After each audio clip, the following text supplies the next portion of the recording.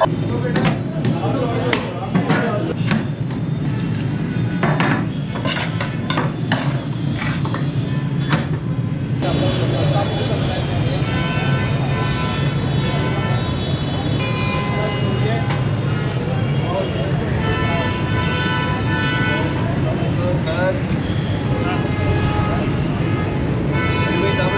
ہمارا تبدیل ہوتا رہتا ہے، بٹ ہم پریفر کرتے ہیں اس میں پلاؤ کی شیپ ہو، چنا پلاؤ ہو، سبزی پلاؤ ہو، چکن پلاؤ ہو، بریانی ہو، اس کے ساتھ کھجور ہو، پکوڑا ہو، سموسا ہو، رول ہو،